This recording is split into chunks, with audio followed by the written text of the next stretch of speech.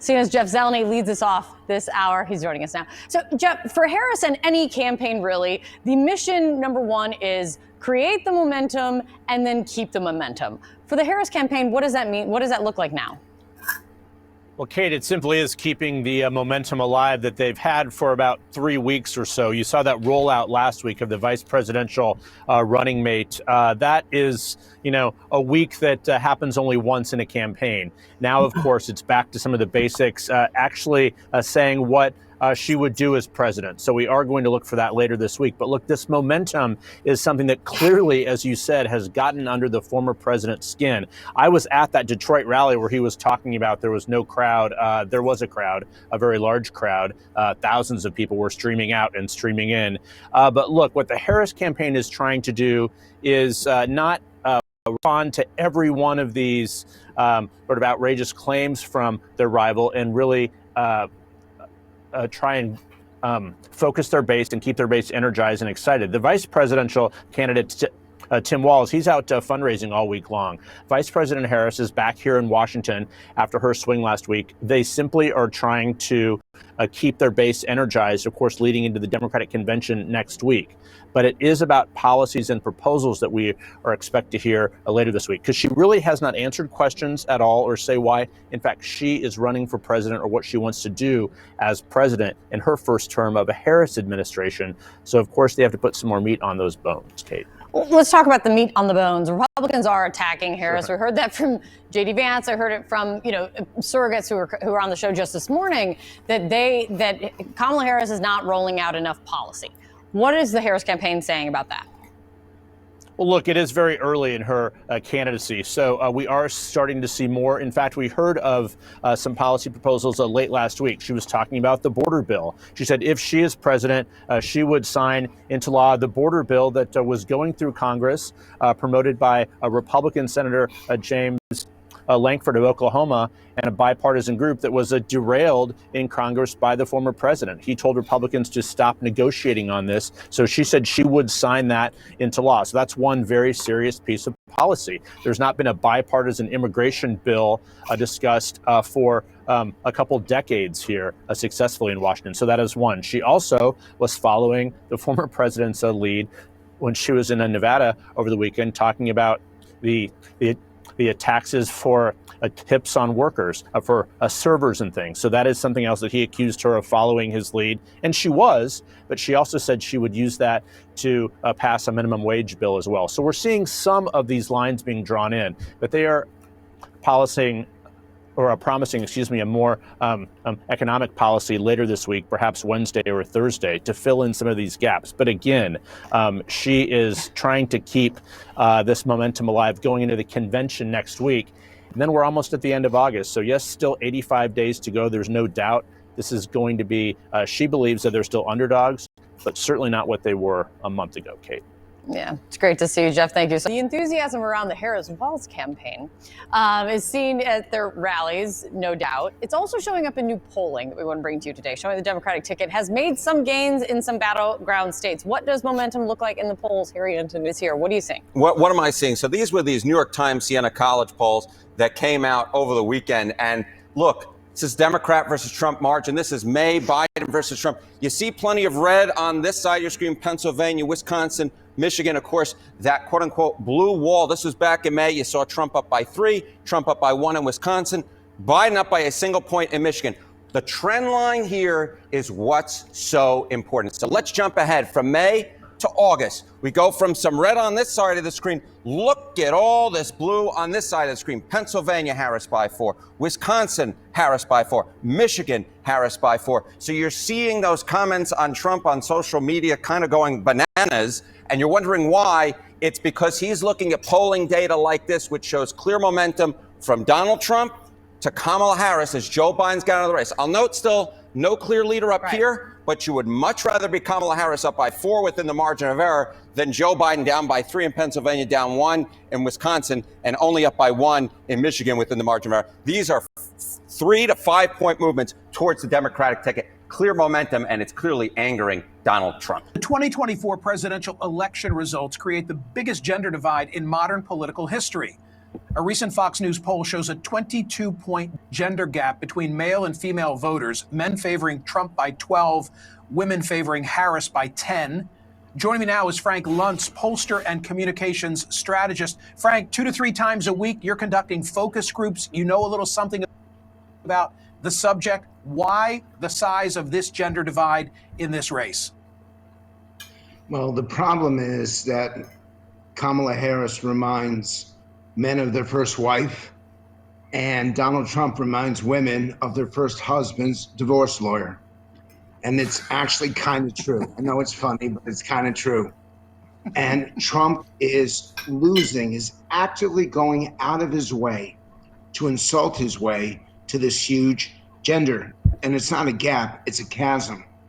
And as you said in the introduction, we've never seen this before. I actually believe that there are going to be divorces because of the battle between them. First, don't insult your opponent for how they look, how they speak. Women can't stand that.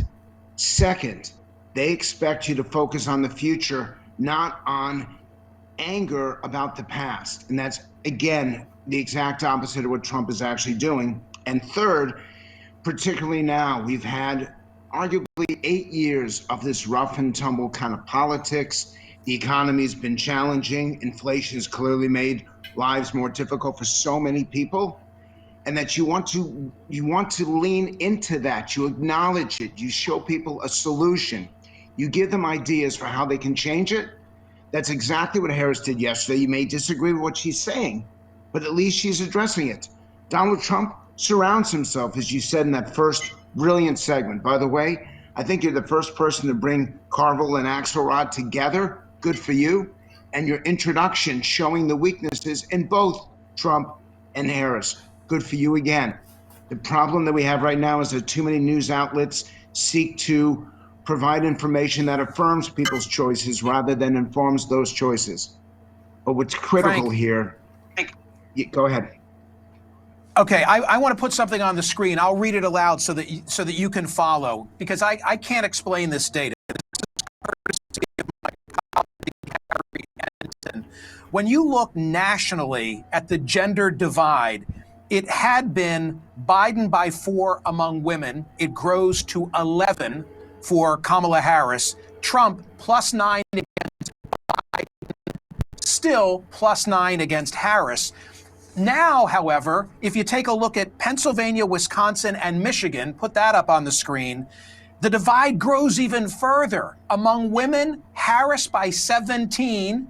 Among men, Trump by 15. Do you have any thoughts as to why in those 3 states, the gender divide would be even more pronounced than what we see nationally? Yes, because no one's seen the campaign except for those 3 states and 4 others, and you've mentioned them already. That the truth is, this is not a nationwide campaign. It's a campaign to win just 7 states. So they're going to see all the ads, particularly the negative ones. They're going to get all of this intense focus. And I frankly feel sorry for them because they're going to get inundated over the next 3 months. And it becomes oppressive when it's all this negativity, why the other side is evil and why they're enemies, not just opponents. And specifically, it's the younger men versus the younger women. The divide gets smaller and smaller as you get older and older. Once you are age 60 and older, the divide actually isn't significant. The biggest divide is among younger women who see in Harris themselves at some point in the future, and younger men who like Trump's rough and tumble approach to politics. You even see within the Black community, younger men under age 35, a third of them were voting for Trump over Biden.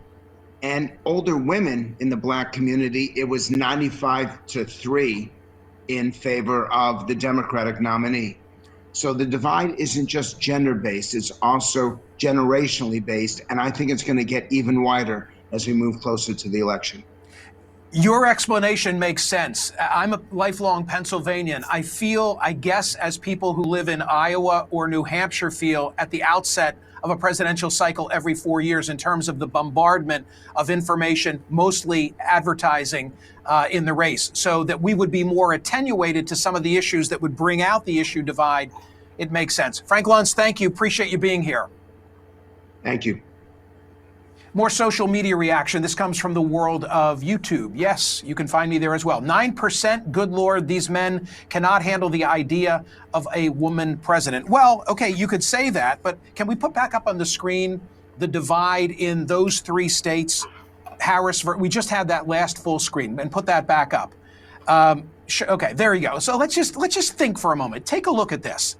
Take a look at this. In Pennsylvania, Wisconsin, and Michigan, arguably, Frank Luntz buys into this, the 3 most important states in this election, there was a gender divide among women that was to the benefit of President Biden, 10 points. Men favoring Trump by 17. Now you look at what's happened given that Biden has been replaced by Harris. It's 17 points among women, 15 points among men. And I guess I would say, if you're making the observation, that's what the social media response suggested, like, hey, what's wrong with these men? You could say the same thing about women. It used to be, I would say, that education was the best predictor. Tell me someone's level of education, and I have a reasonable chance of telling you how they'll vote in the presidential election. In this cycle, gender is replacing education. Just my 2 cents. Say goodbye to old costly cable TV once and for all. This revolutionary invention gives you access to your favorite channel. Isaac Dover. Harris is leaning into what's being described as a more populist agenda. How much of what we heard was a departure from President Biden's policies? Well, look, she's not running for Joe Biden's second term. She's running for her own first term. That said, she is doing some things that build on what Biden has been doing over the last 3.5 years. The child tax credit, for example, she wants to bring back and expand it. The number of homes being built, that's something that Biden got going. She wants to expand that into higher numbers, millions now. So that is expanding and building on the Biden record. And then there's some stuff that she's going further on, like this idea to go after price gouging. That gets into a place where Joe Biden has always been a little uncomfortable taking on corporations, going after them in that way. Even over the last couple of years, there have been a couple moments when Biden has done a little bit of that, talked about it, but it's never been where he's comfortable. And Harris clearly feels like she is comfortable there and feels like that is the right way to talk about the pain that people are still feeling in making their dollars stretch amid what is overall a strong economy by all the measures that Joe Biden often likes to talk about himself. It's interesting, Van Jones. A recent New York Times Siena poll showed 53% of Americans say Trump would do a better job with the economy compared to just 44% for Harris. Do you think Harris's newly unveiled policies will help her with voters? I think so. And honestly, I think, thank goodness we're finally hearing from a Democrat aggressively on the price gouging. It's made no sense to me. The past 4 years, Democrats have no problem dragging in technology CEOs, grilling them, going after them. You guys got to do better. But most Americans don't have a problem with technology CEOs. It's these grocery stores ripping people off. The big grocers, there's no reason in the world for food prices to be this high. All the supply chain stuff has worked itself out long ago. They are just ripping people off every day. And the Biden administration did put together a task force of the Federal Trade Commission and Department of Justice to look into it. But to your point earlier, Biden never felt comfortable talking about the fact that he was going after this price gouging. Kamala feels comfortable. And you talk about her strength. You talk about this kind of politics of joy. She's also tough. And she knows that Americans are getting ripped off. She wants to do something about it. And I say, thank goodness we finally got somebody willing to do this and talk about it as boldly as she is. Let me get Lauren Tomlinson's reaction as well. Lauren, the Trump campaign says Harris went, and I'm quoting now, full communist with the agenda she laid out today.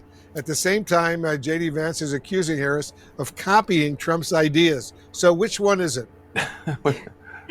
I think what strikes me the most about this is that we finally have a very easy comparison of Republican and Democratic policies and approach to the economy. You have free market principles where we want to increase supply lower the cost of businesses doing business so they can lower prices and pass that on to the consumers, versus government insertion and artificial stimulation into the economy, which is where we are now, where we've flooded the market with all of these artificial stimulus. Harris's plan sounds great, but it's kind of like crack. It's going to feel good for a little bit, but it's still going to result in high inflation, in all of these issues that we have right now with the economy. And so, I lean towards, Trump's communist leanings on his framing.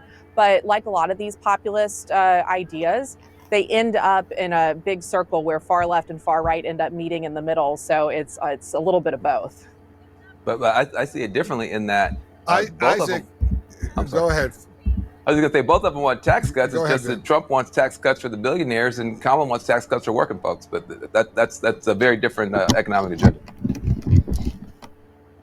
Isaac, you're reporting that Harris is ramping up debate preparations right now as Trump is bringing one of Harris's former Democratic primary rivals, Tulsi Gabbard, into the mix for his prep. How much of a contrast is there between how these two candidates are preparing for their debate? Well, Harris has been preparing for her debate actually since before the Biden-Trump debate, and obviously before then, she knew that she would be having a presidential debate. This has been getting her ramped up, prepared to what was supposed to be a sort of new look in the eyes of American voters as the running mate, now with much higher stakes on her. And as she's been developing things like these economic plans that she rolled out today, and as she was going through the running mate vetting process to get Tim Walz to be her choice, she has also continued to meet with advisors, and now they've moved into the sort of mock debate phase of this, where they've got Philippe Brains, who is a Hillary Clinton aide, who played Donald Trump in the mock debates in 2016, now back in action doing that, and really starting to run through what this would look like, all leading up to that September 10th debate that we know we're going to have over on ABC.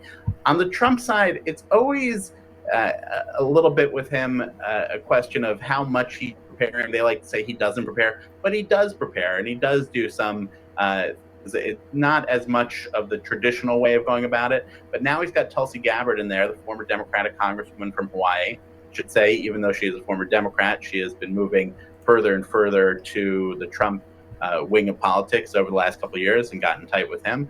She, if you remember 5 years ago in that CNN debate in Detroit in July of 2019, she went after Harris very effectively, going on her attorney general record in a way that rattled Harris. And I remember that night, Harris advisors telling me that they were shocked by how much Gabbard managed to get under Harris's skin. A lot has happened since then, and Gabbard won't be on the stage herself, and the dynamics will be totally different, obviously. But Trump drawing Gabbard in and going for that, trying to go for that same kind of response, seems like a key way that he's hoping to affect the dynamics himself as this goes forward. There's been a tendency among Democrats to get exasperated at the American people for not voting their material interests, for policies that would help them better their conditions. They wonder, as the title of a book raising the concern goes, what's the matter with Kansas? And what they really mean is, what's the matter with America? But in recent years, a growing body of scholarship has shown that people don't tend to vote rationally, but rather use voting to express themselves in emotional, ideological, and moral ways. This view of human behavior, which I would associate with scholars like Daniel Kahneman and Jonathan Haidt, sees elections as involving a great deal of intangible intuition and passion. Voters choose from the gut and then rationalize their choice, consciously or not. Kamala Harris's campaign seems premised on this latter intuition-based approach. Ever since she became the presumptive nominee of the Democratic Party, Harris has run a remarkably focused and disciplined campaign, one that seems deliberately light on substance and high on feelings. You don't see the dozens of policy papers that were a hallmark of Hillary Clinton's 2016 campaign.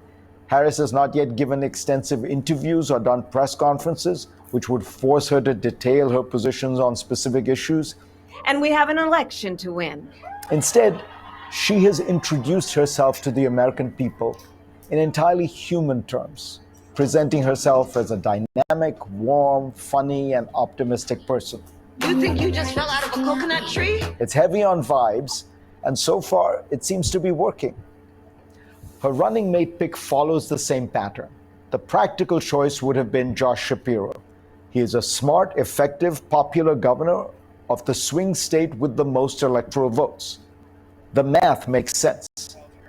Instead, she chose the governor of a bluer state, but one who projects an image that has resonated throughout the country. A folksy, affable, kind-hearted man. The Tim Walz pick reminds us that sometimes EQ is as important as IQ. This is a turning of the tables. Donald Trump and the Republicans have tended to be masters of the politics of emotion, emphasizing strength and evoking fear. But for now, Harris's hopefulness, the sense of joy that Walz speaks of on the campaign trail, appears to be dominating. There's also a turning of the tables in another sense. In every presidential election over the past 3 decades until 2020, the Democrats, now the party of the college-educated class, nominated someone who had a degree from Harvard or Yale at the top of the ticket. But now Harris and Walz are continuing the turn away from the Ivy League begun by Biden and Harris. And it is the Republicans who have an all-Ivy ticket with 1 billionaire and 1 venture capitalist. Watch Tim Walz's video during his first campaign for governor, giving voters tips on how to fix a burned-out headlight harness with an $8 part. It's hard to imagine Barack Obama doing that. So far, the Harris approach has allowed her to right the sinking Democratic ship. Solidly blue states that had turned into potential toss-ups are now back in the blue column. She's leading Trump in some national polls and is effectively tied in the swing states. But this momentum probably has a ceiling. America is evenly divided. Since 2000, presidential elections have been close-run affairs with the exception of Obama's wins. It seems likely that this one will also be decided by a few 100,000 votes in Pennsylvania, Michigan, Wisconsin, Arizona, Georgia, North Carolina, and Nevada. To prevail, Harris will have to start filling in the substance of her campaign. The Democrats' biggest strength is the issue of abortion, and she has been eloquent and effective on it. Their biggest weakness is immigration, which galvanizes Republicans and even some independents. Harris has been speaking much more about that than Biden did, and she's been given a gift by Donald Trump. When he forced Republicans to abandon the bipartisan immigration bill that was basically a Republican wish list, he gave the Democrats an escape hatch on the issue.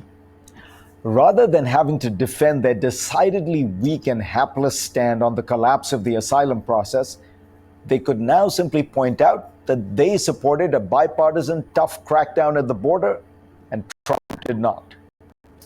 Harris has already said she would try to pass this bill if she wins, and she should go further by pledging to junk the entire asylum system and build a new one. We live in a different world from when that system was created, and our laws must reflect the reality that there are now millions of asylum seekers across the world. Will the Harris strategy work? It's early still, and it will be a tough, close contest. She has real vulnerabilities. But so far, she has chosen a somewhat unusual path that could pay off in November.